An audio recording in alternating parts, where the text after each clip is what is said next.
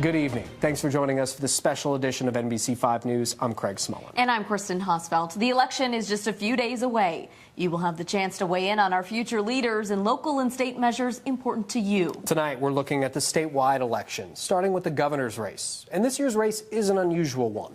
One candidate in office as a result of scandal, the other a newcomer to politics. We begin tonight by introducing you to Governor Kate Brown and Dr. Bud Pierce. Two candidates, two very different backgrounds, both vying for the Oregon governor's mansion and your vote. I moved to this neighborhood almost 25 years ago. Governor Kate Brown, a career politician in Salem for more than 25 years. Beginning as a lawyer, she entered the state legislature in 1991 before moving on to the Secretary of State's office in 2008.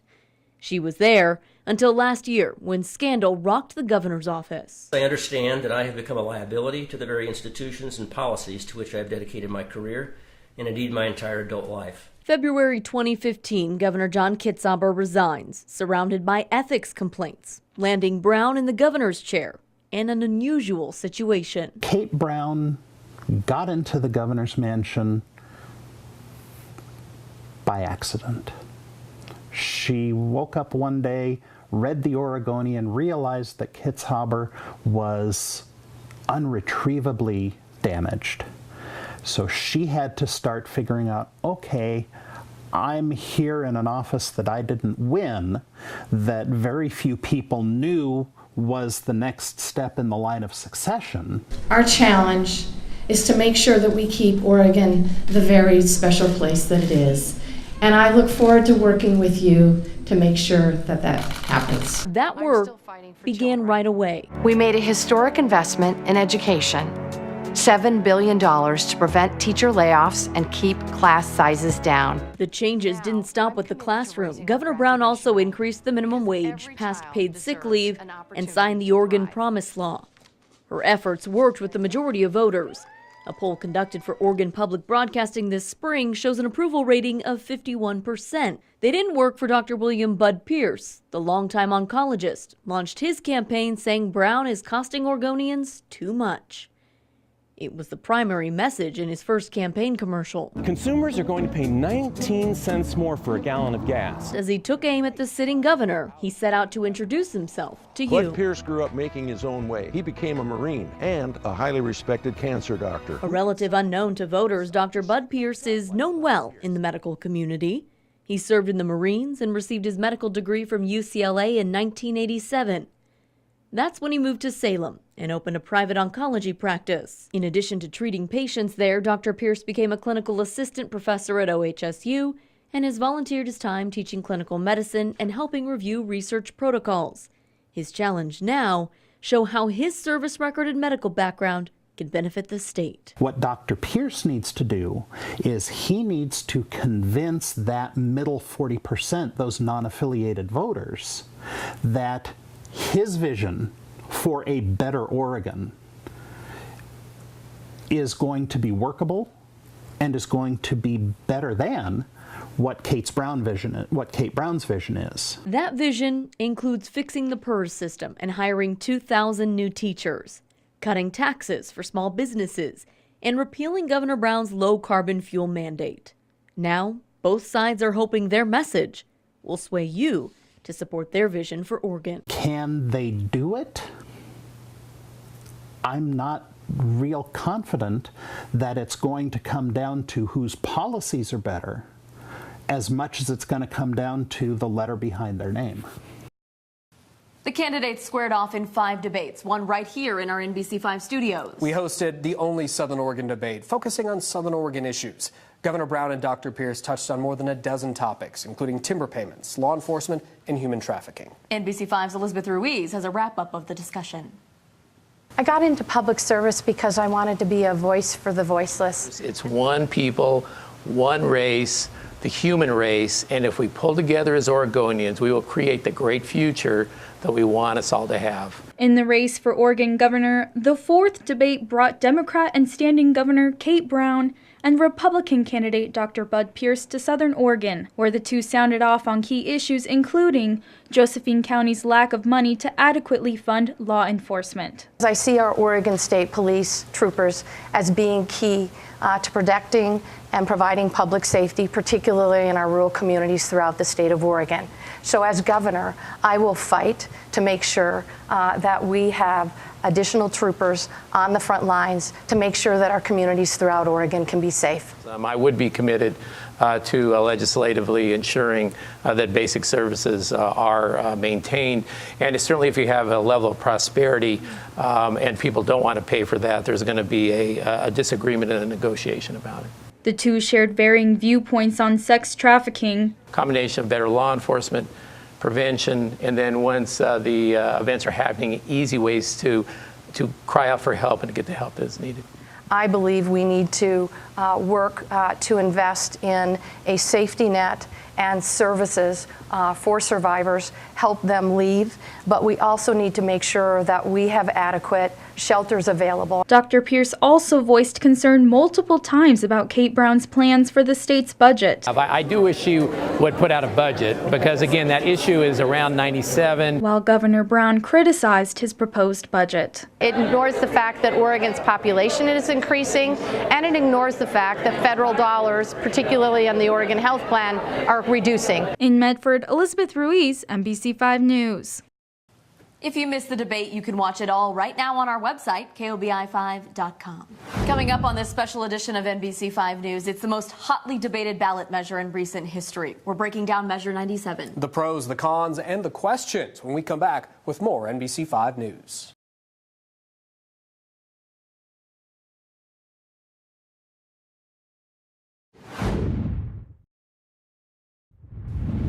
Welcome back to this special edition of NBC5 News. This year's election could prove pivotal for Oregon. With the governor's seat up for grabs and a major tax measure on the ballot, the state's budget could see major changes. It's that measure that's garnering the most attention this election cycle. Here's a look at Measure 97.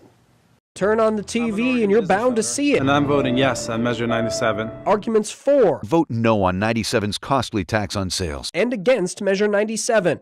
The measure is one of the most controversial in recent history and has everyone talking taxes. Oregon has a numbers problem. While it may come down to the numbers, it's an issue a lot of people are taking personally.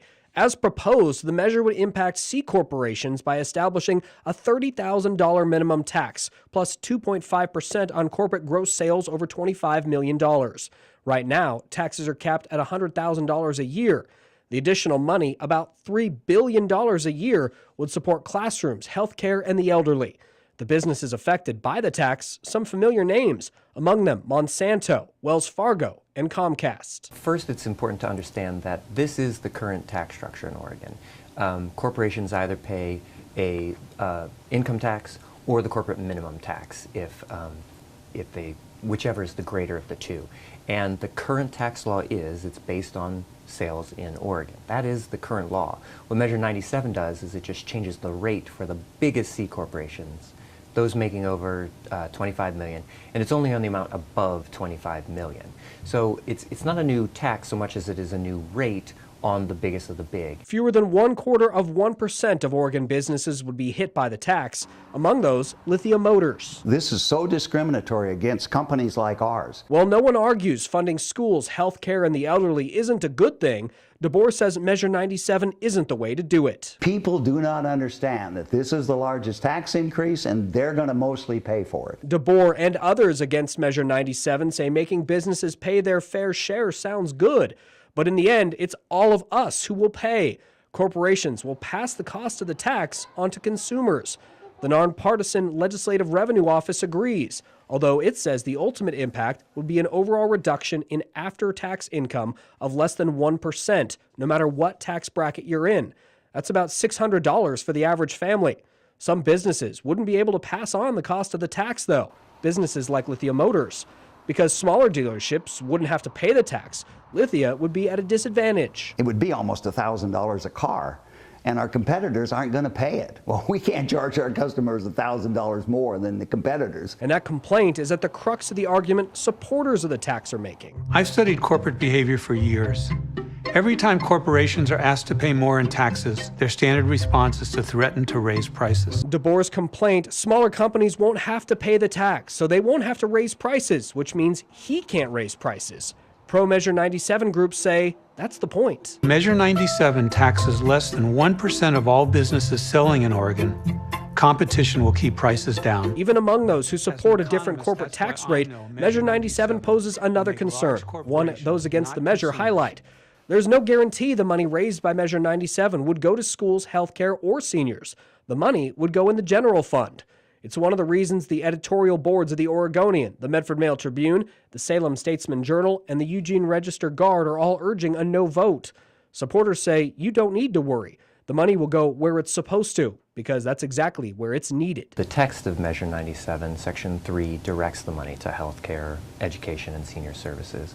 And 2, currently 80% of the Oregon budget is spent in those areas. That's where the money is needed, and that's where it's going to go. No matter where the money goes, both sides hope November's election goes their way. Measure 97 taxes less than 1% of all businesses selling in Oregon. Competition will keep prices down. The two candidates for governor are divided on Measure 97. The difference of opinion clear in the first of their 5 debates. We need adequate revenue for key basic services like schools and health care for seniors. I can't accept it on increasing the cost of living and losing private sector jobs. I'm preparing a $20.6 billion funds budget that will in fact address the needs of Oregon without raising additional taxes and fees. One company caught in the middle of the debate is catching flack for censoring Measure 97 ads. Cable giant Comcast said it wouldn't run pro-Measure 97 ads unless they were edited to remove all references to the company. Comcast says it's protecting its brand. Supporters of the measure say it's hiding the truth. Pat Doris has more. It's time to put Oregon families first. Here's what we're talking about. The campaign pushing Measure 97 has the first ad running in many places. Listen for the Comcast reference. So large and out-of-state corporations like Comcast and Monsanto pay little to nothing. When the Measure 97 supporters wanted to play the same ad for Comcast subscribers, they ran into trouble. We reserved and bought some ads on Comcast, and when we give them the second spot, we got an email saying that it had been put on hold. We tried to get some answers on what had been going on, documentation, guidelines, and we couldn't get any answers. John Coughlin is the ad buyer who tried to get Comcast to run the ads. He said the company refused to put anything in writing, but over the phone he was told if he wanted the ad to run, any mention of Comcast had to be cut out. They told us that we'd need to remove any reference to Comcast, including their logo, which was weird because we'd been running an ad that included their logo for about a week. Remember the ad? Here's what it sounds like now on the Comcast system. Wells Fargo is in, Comcast out. So large and out-of-state corporations like Wells Fargo and Monsanto pay little to nothing. This wasn't the only one. The beer maker who used to compare his business to Comcast. Turns out I'm paying a higher tax rate than large out-of-state corporations like Comcast. Is not as critical in spots that run on Comcast. Turns out I'm paying a higher tax rate than large out-of-state corporations. They pay almost nothing in Oregon. And the Comcast logo in this ad will make large corporations magically disappeared when the spot runs on Comcast. There's nothing illegal about what Comcast did, and they have the right to do it, but Measure 97 supporters like Seamus Linsky think it's wrong. Oregonians deserve to know the truth. It's not right to censor the ads. The question now, what does all this mean to you, and does your vote count? Coming up on this special edition of NBC5 News, a tale of two Oregons, a state divided, but are the long-held differences slowly starting to fade away? Tonight, a look at the changing political landscape and what it could mean for this election. Stay with us for more of this special election edition of NBC5 News.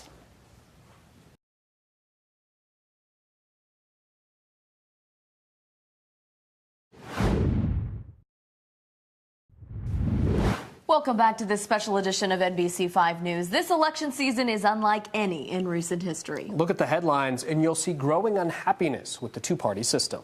Traditionally, Oregon has voted Democrat in both state and national elections.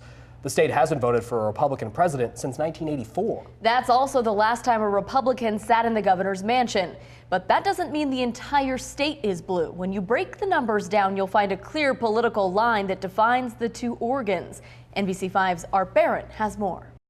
The two Oregons predominantly is the Willamette Valley and everywhere else. Look at the numbers and it's clear. The theory of the so-called two Oregons is very real.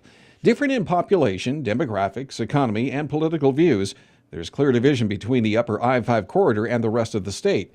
Political analyst Michael Torgerson says it's nothing new. The Willamette Valley is the population center in Oregon. It trends to be more politically liberal. It trends to be more socially liberal. It trends to be more urban, where the other Oregon, the 541, everywhere outside, tends to be more conservative, more rural, more agricultural, and therefore more politically and societally conservative as well. The divide has proven frustrating for many. The power of the population in northern Oregon means the voices of those in southern and eastern Oregon aren't always heard. You see that kind of ideological and sociological mix, or the division, the ideological and sociological division between the more progressive, the more youthful, the more politically liberal areas of the state, and the more staid, the more conservative, the more traditional areas of the other Oregon. While Torgerson says there will always be a difference in the regions, the rift it causes politically may be getting smaller. The divide is still definitely there, but there are some places that have been traditionally rock-ribbed conservative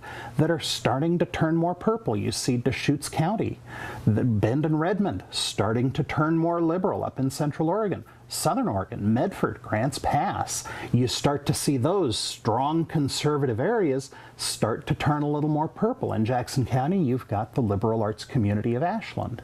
And that's kind of influencing, well, you know, maybe let's take a look at other things. And with the seeming increase in unease with the traditional two-party system, Oregon's independent streak is finally being reflected at the polls and on ballots. For the longest time, we had more independent and non-affiliated voters than either party had. So it was like 30, 30, and 40 in the middle.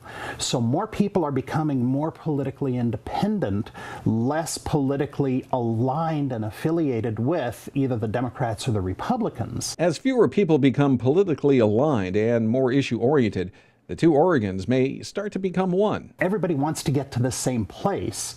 It's just there are a bunch of different roads on how to get there.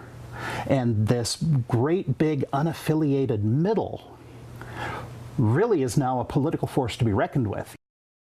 And the number of unaffiliated voters is growing in Oregon. Oregon's new motor voter law means more people are eligible to vote. Drivers of voting age are automatically registered when they get or renew their licenses. As of the end of September, that translated into more than 200,000 new voters statewide, more than 14,000 in Jackson County, and nearly 6,000 in Josephine County. When a driver receives a motor voter card, they have three choices: opt out, return the card selecting a party, or do nothing and automatically register as non-affiliated. The vast majority of those impacted did just that. 80% of registered under the law are non-affiliated. The question now, will they actually vote? It's a wild card Jackson County's Republican and Democratic parties are grappling with. It's a bit discouraging that people are not signing up for a political party affiliation. We're still trying to figure out how to engage with the people who have signed up as non-affiliated voters. So how will you vote this coming November? We'll be right back with a look at how you can find all the information you need to make a decision.